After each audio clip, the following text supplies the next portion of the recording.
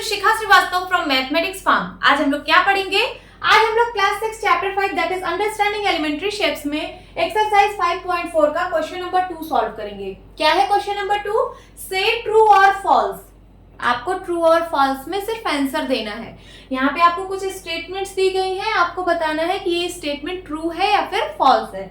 First is the measure of an acute angle is less than 90 degree. ये less than का symbol है, ये आप लोग ने पढ़ा है ना। This is less than, this is greater than and this is equals to, है ना।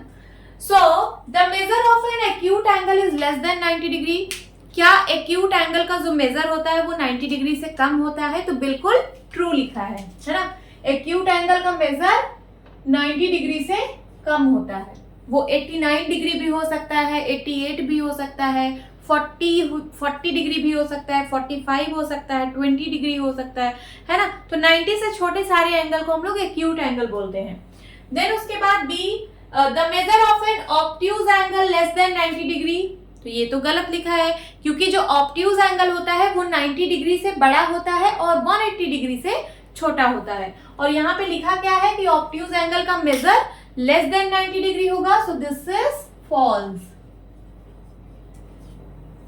Then C, the measure of a reflex angle is greater than 180 degree. जो रिफ्लेक्स एंगल है उसका मेजर क्या 180 डिग्री से ज्यादा होता है? तो ये बिल्कुल करेक्ट लिखा है। देखिए ये होता है straight angle, this is straight angle. अगर इससे भी बड़ा एंगल बना दिया जाए, 180 डिग्री से बड़ा एंगल मींस यहाँ कहीं, ये एंगल यहां से यहां तक, तो इसको हम लोग क्या बोलेंगे? इसको हम लोग रिफ्लेक्स एंगल बोलेंगे। ये 180 से ज्यादा है। देखिए अगर यहां से यहां तक मैं बनाऊं तो 180 डिग्री, फिर ये 180 डिग्री से भी ज्यादा है, तो हम लोग ऐसे एंगल को रिफ्लेक्स एंगल बोलते हैं। सो वही लिखा भी है कि measure of a reflex angle is greater than 180 degree, तो बिल्कुल ट्रू है।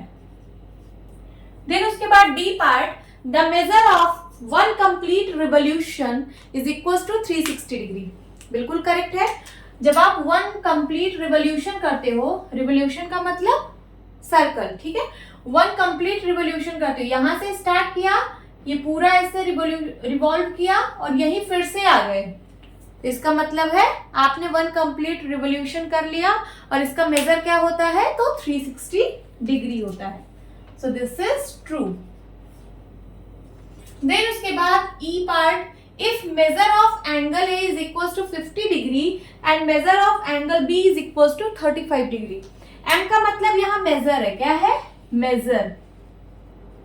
मेजर का मतलब माप, यही 35 डिग्री 45 डिग्री कुछ भी दिया हो, ठीक है। तो major of angle A, angle A का जो मेजर है वो 50 डिग्री है और एंगल बी का जो मेजर है वो 35 डिग्री है। Then measure of angle A is greater than measure of angle B. ये तो बहुत सिंपल है। देखिए measure of angle A 50 degree है और measure of angle B 35 degree है। अब इनके बीच में आप रिलेशन तो बता ही लोगे, है ना। 50 इज ग्रेटर देन 35, इसका मतलब ये बिल्कुल करेक्ट लिखा है। Measure of angle A is greater than measure of angle B, yes this is true. Okay, hope students आपकी क्लास अच्छी लगी होगी। मिलती हूँ अपनी नेक्स्ट वीडियो में, तब तक के लिए बाय बाय, टेक केयर।